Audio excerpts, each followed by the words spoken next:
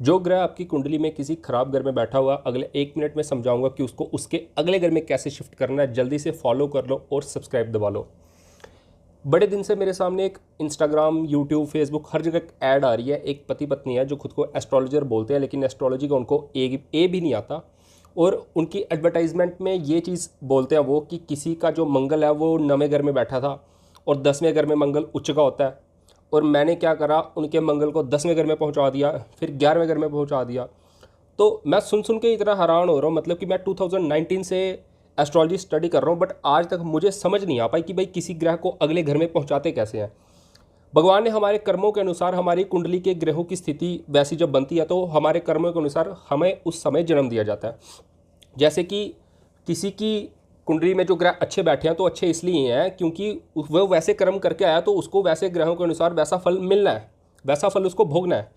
और आजकल ये कोई 2 एस्ट्रोलॉजर्स हैं जो पति पत्नी हैं, तो ये बोलते हैं सरेआम यूट्यूब पे आ करके, और मुझे तो इतना ताज्जुब हो रहा है देख के कि मतलब लोग उनकी बात को इतना ज़्यादा ब्लाइंडली फॉलो कर रहे हैं कि लोग उनको पे कर रहे हैं इस चीज़ के लिए।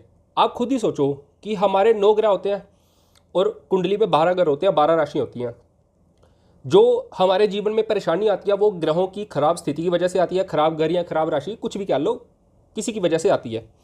और वो व्यक्ति कह रहा है कि मैं किसी ग्रह को उठा के जो कुंडली में जहाँ बैठा हुआ उसको अगले घर में पहुँचा देता हूँ। मतलब जो रावण था, रावण ने भी जन्म से पहले जो ग्रहों को 11वें घर में रखा था।